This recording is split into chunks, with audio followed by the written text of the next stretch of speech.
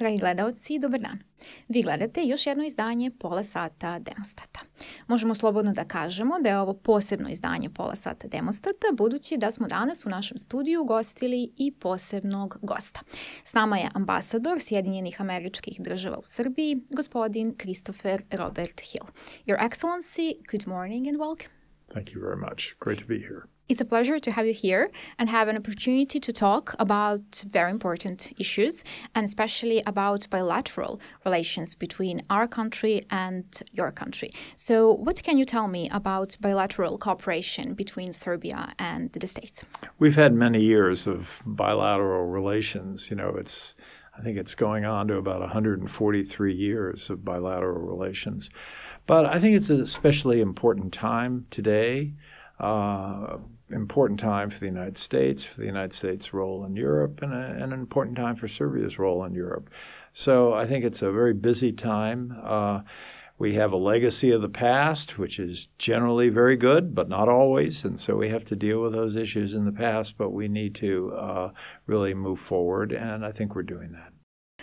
Over the past 35 years, since the breakup of Yugoslavia, would you say that now bilateral relations are at its peak? I would say bilateral relations with Serbia since the demise of Yugoslavia, I think they're probably at their peak right now, but they need to get better, and we need to do more things, and we need to be more active, and we need to be in better contact. So we have a lot to do, but I would say they're rising, and I think there's more that can be done. Speaking of cooperation, recently has been signed the agreement for cooperation, strategic cooperation in energy sector. What's this agreement actually about, and what's that going to bring to Serbia? First of all, I think the U.S. and the Serbian economies have a lot of complementary structures, especially in the tech sector. I'm very proud of the fact that the U.S. is very important in the Serbian tech sector. We've become Serbia's main trading partner in services, largely because of the tech sector. But you're mentioning a specific issue, and that is essentially Serbia needs some help on energy. They need to move forward on energy. They've been underinvested in energy for too many years. Too much dependence on fossil fuels, not enough exploration of green economy. So the idea of this agreement that was signed this year was to see if we can move ahead on the green economy, and where we can find complementary structures, where we can work together. And I think we're already seeing the fruits of some of that. Certainly the recent signing of this solar project, which is a huge solar project, a million, a gigawatt of power. I mean, it's huge. And so I think there'll be more such projects. Speaking of future projects, any future investments that you can envisage just right now? Well, we're talking right now. I mean, there are American companies talking to Serbia about so-called pump storage, things that can be done with hydropower on the Danube, issues that I think will be very helpful to Serbia's power generation. So I think you'll see some, and that's already in a feasibility study phase. So I think you'll see more of these things. I think we have a lot to offer Serbia, and Serbia has a great need for these kinds of green energy. So I think we're going to see that in the coming years. And for people who have long worried about the quality of air quality in the winter months, especially in places like Belgrade, I think they can look forward to a different future. Great. It's really great to hear that, especially now after the start of the heating season. Yeah. It has been sensed in Belgrade. Since you assumed your role of ambassador, in our researches we have found, Demostat has found, a decrease of anti-Western and anti-American propaganda. How do you reckon this? Well, I wouldn't ascribe it to me. I think I would describe that kind of feeling about being more pro-Western to Serbian people understanding really what they are. So in part, it's kind of an identity question. I mean, where is Serbia if it's not European? where is it pointing itself, if not to the European Union? So I think it's very clear for Serbian people. Obviously, not everyone's gotten the memo, but I think most people understand that's the future. The problem, of course, for Serbs, as it would be for the United States, for our people, if we were in the same predicament, is we tend to like to make progress. We like to move things quickly. And when things don't go quickly, we get a little concerned about that. But I have every expectation that Serbia is not only in the right direction, but will get to that destination. Speaking of progress, what we have also found in our monitorings, especially on the monitorings of national frequencies here in Serbia, is a lack of opposition parties and a lack of, let's say, critical thinking and critical opinion on national frequencies, not just on the radio television of Serbia, but also on other TV stations with national frequencies. From your perspective, from your spectacular career, how can this be improved? Well, like a lot of good things or necessary things, I should put it, it's going to take some time. But I think ultimately a democracy depends on a well-informed electorate, a well-informed public. Democracy depends on a public that, first of all, is tolerant of each other, of different points of view, and has a sort of degree of trust in the institutions that have taken it that far. These issues are easier to talk about than to implement, but I think Serbia understands what it needs to do, and certainly I think there's a growing understanding that the EU is really in Serbia's future. We're going to speak later a bit also about joining the European Union. Speaking about cooperation, there is a fantastic cooperation not only in energy sector, but also when it comes to military cooperation. Well, we're working on that. We're definitely working on that. I think there are some complementary elements to our military and Serbian military. We've been doing some training exercises together. I think we'll see more of that. We respect Serbia's views on its military, essentially the view that Serbia is militarily neutral, but Serbia is not a neutral country.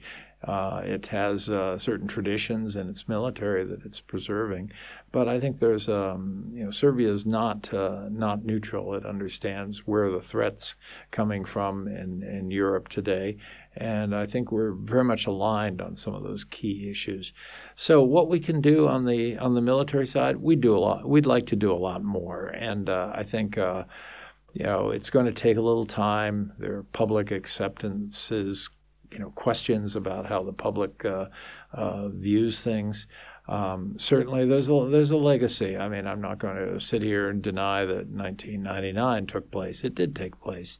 So the question is, can we move forward and can we pick up the pace? But Mr. Ambassador, about legacy, Serbia and the States were allies in both world wars. Serbia and the United States were indeed allies in both wars, as you point out.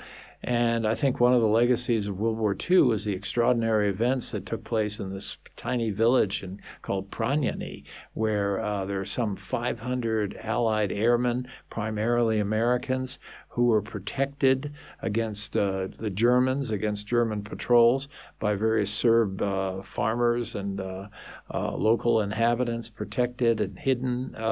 And finally, we were able to bring in aircraft and send them back to Allied lines. I mean, these are events that took place. They weren't really talked about very much in the past, and now I think there's a growing appreciation for what actually happened. And these kinds of events, I think, will draw us closer together. We can work together. You're speaking about Mission Halyard. Yeah. Yeah, can you tell us a bit more about Mission Halyard so that our spectators and listeners can actually get to know it better? Well, it was the U.S. was flying bomber aircraft from southern part of Italy, which had been taken back by the Allies, liberated, and they were bombing German fuel depots, actually oil refineries in Romania. And this is a very dangerous thing to do, but we had to find a way to reduce the German ability to get oil and gasoline. So we flew directly over this part of Serbia, and it was a dangerous mission, and many people lost their lives, and many Allied airmen were able to parachute to safety, and they arrived in the middle of Serbia with very little idea of what this country was, and they met Serbian people way out among farms and villages, and the Serbian people defended these people. These American airmen kept them away from from Nazi patrols. It was quite heroic on their part, because there would have been terrible consequences for these farmers and villagers had the Germans found out what they were doing. So this type of event, I think, builds a lot of trust. And it's not to just talk about the past, but use the past as examples for what we can do in the future. I hope we'll never have to be crossing over Serbia in order to bomb oil installations in Romania again. I don't think that'll ever happen. But certainly there are things we can do together. We've had Serbian troops together with American troops in the Sinai Desert. In fact, they're there right now. So we've done things together, and I think we can do a lot more. That's a perfect, let's say, conclusion for this. But it remains the biggest saving operation in that war as well. Operation Halyard involved over 500 troops, over 500 airmen. They're mostly Americans, yes, but there are also British, Canadian, French. It was quite large. But the amazing thing about it was very few people knew about it. And there was another big rescue of American soldiers who were held in a Japanese prison camp in the Philippines, but that wasn't even as big as this one. So this is really an extraordinary event. And for a lot of younger people, they may not know their World War II history. Well, this is a good place to start. Yes, that's exactly why I wanted to shed a bit of light on this operation. Can we today say that America and the United States of America and Serbia are actually army allies? Well, to be an ally, Serbia would have to join NATO. And, that's for Serbia to decide. And Serbia has not made that decision. But we would like to see Serbia not only as our friend and partner as it is now, but as Serbian people think it through. And eventually, if they want to be a member of NATO, I can assure you we would be very interested in that. You said NATO. What would be, let's say, benefits for Serbia in the sense of security and the safety of the country if Serbia does join NATO? I think the main issue on defense is as we know from this hideous conflict in this Russian aggression in Ukraine, it's very difficult to fight on your own. And it's good to have friends. It's good to have allies. And so I think for Serbia, it would be important to have allies, which would essentially mean that no country would want to attack Serbia, because Serbia would have NATO allies. And the key aspect of NATO, of course, is an attack on one is an attack on all. So that's the whole core of the alliance. But again, this is going to be something that's up to the Serbian people to decide, and it's not for me to be, advertising NATO. They can read on their own, they can think on their own, they can listen to things on their own. They don't need foreign diplomats telling them what to do. What we are trying here today and in our podcast in general is actually to teach our spectators how to think on their own and how to have more critical thinking. That's why the question was posed. Critical thinking is always a good thing, and certainly the number one issue for any country, not just Serbia, for any country is its national defense. And what's the best way to secure national defense? One thing is, of course, to have modern weapons. But the point I've been making about NATO is the idea of having collective security, where you put your security together with others. And that, I think, is of interest, because NATO is the most powerful alliance in the world. And, I think it would be a good destination for Serbia. But that's something the Serbian people need to decide. Especially when we have neighbors, not just Western, but Eastern neighbors that are part of NATO. Yeah, you're almost surrounded by NATO at this point. And you also have conflicts in the region. I mean, what Russia has done to Ukraine is appalling. I never thought in the year 2022, now going on almost to 3 years, that this kind of conflict could take place in Europe again. You've mentioned the Russian aggression on Ukraine, February 24th, 2022. We had another anniversary of that this year, unfortunately. So speaking of this, can we say that since the beginning of the war in Ukraine, joining the European Union was not just, or actually became not only a political, but also a security question? I think it's fair to say it is a security question, not directly related to security, because, of course, the European Union is not a security organization per se. It's an economic and political organization.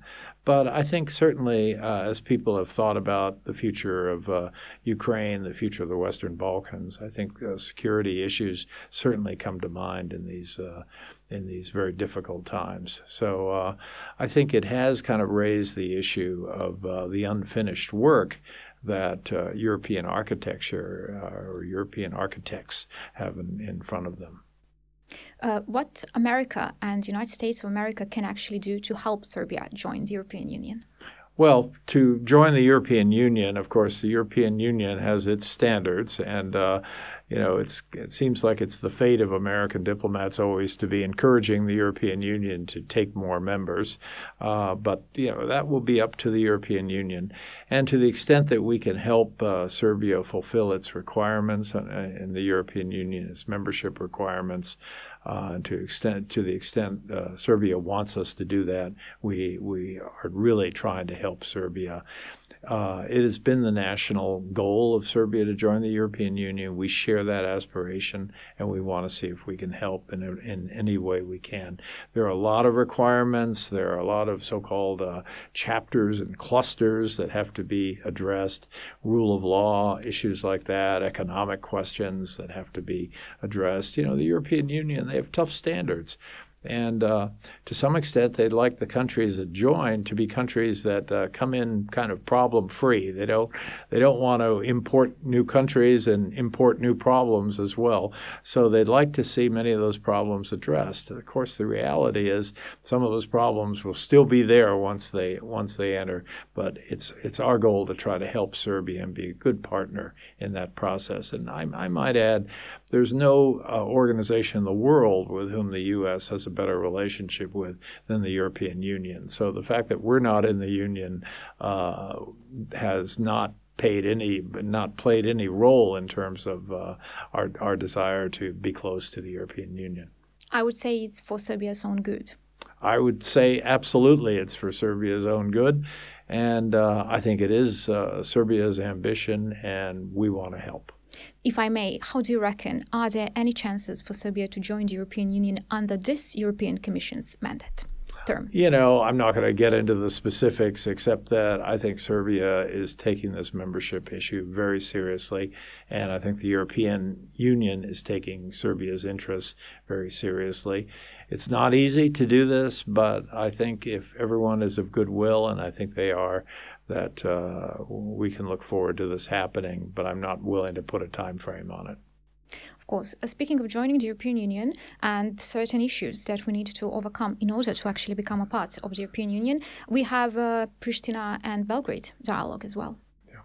Yeah, this is proving to be a very difficult process. It's also been going on for a long time, 16 years actually.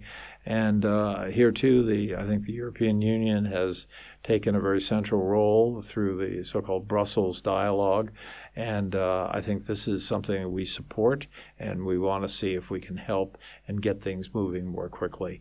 I think the goal of the dialogue is a very fair goal, and that is to try to normalize relations between Serbia and Kosovo. My country does have a difference with Serbia. We recognize Kosovo as an independent state. Serbia does not. But even with that difference. Where there's much we can do to cooperate, especially on trying to help in the normalization process.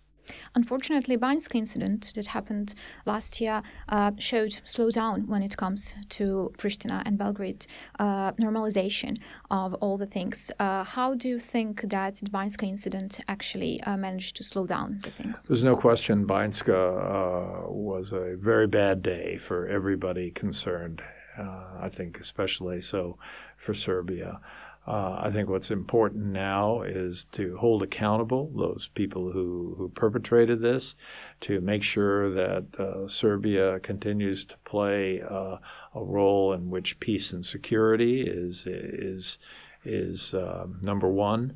And I think Serbia is doing that, and also to see if the dialogue can be strengthened such that people can move forward toward a situation where there's peace and security that is secured. So Banjska was a very harmful incident to this process. To the extent there was any trust being created, it really harmed that sense of trust. It caused a lot of problems.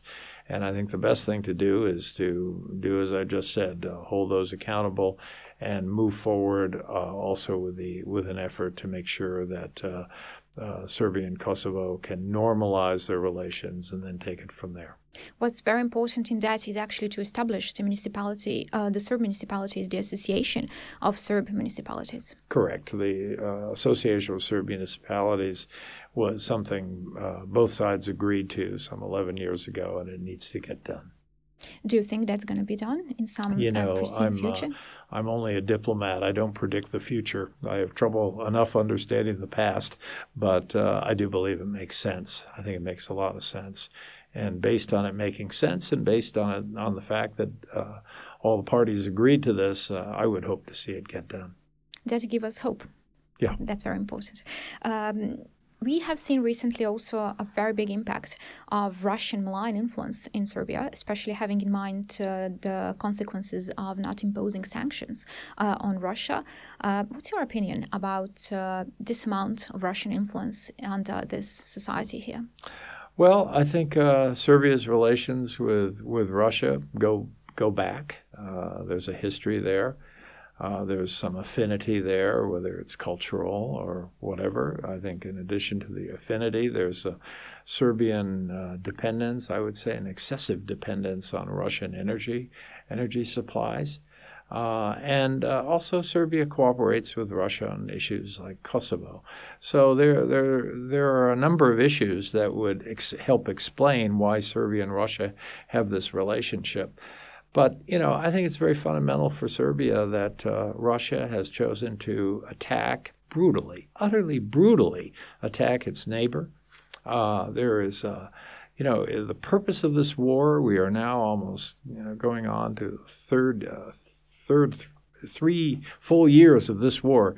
The purpose of this war, people can hardly explain today. What were the Russians thinking to attack their neighbor? Did they think this would be something that would last 5 days or something? Because 3 years, this has been quite ruinous to Russia and Ukraine. We often talk about the damage in Ukraine, and the damage has been considerable. There's also a real damage to Russia, not so much in terms of physical structures, although that it has also been damaged, but there's been a damage as to what is Russia planning to be in the world if this is their choice of behavior. So there are a lot of things here that are very dangerous and very worrisome. But I would also stress the fact that as a consequence of this aggression, the European Union has grown closer together. The North Atlantic relationship has grown closer together. And in many ways, the brutality of what Russia has done to Ukraine has brought us all closer together, including, I would say, Serbia with us and with others as well. Let's say Russia attacked a neighbor being a sovereign country.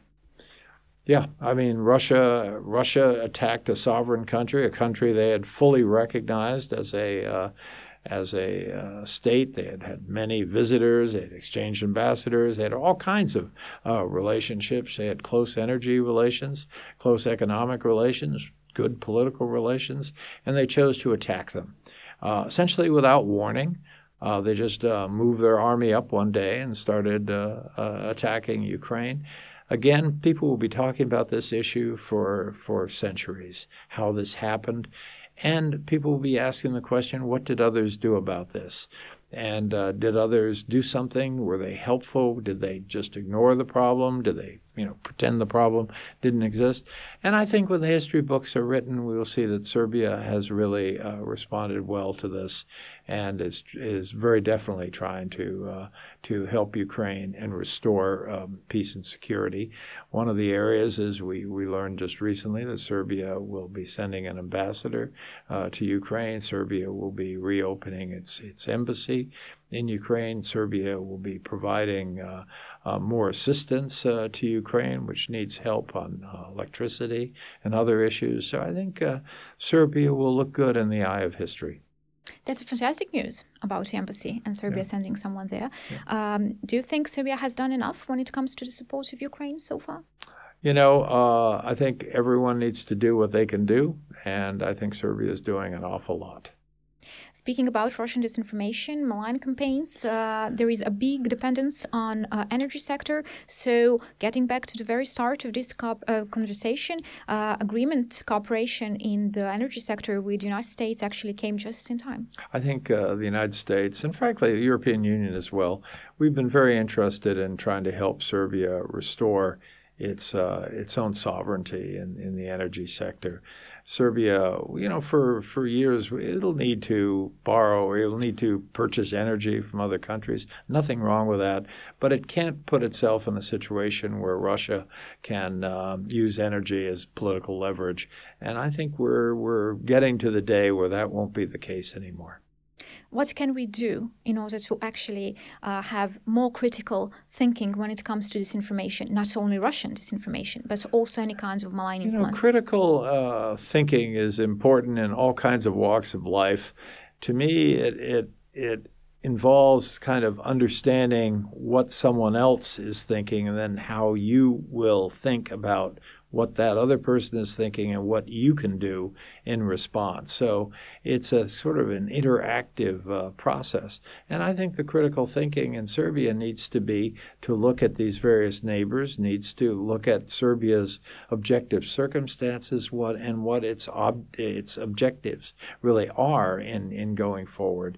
And so I think thinking these issues through a process of critical thinking is probably more important than at any other time, because we haven't been through these kinds of issues before. We've been through similar issues, but the amazing thing about international relations is issues come up again and again, but in a different context, and you have to have the capacity not only to understand what the variables are, but to think clearly and think quickly as you go through them.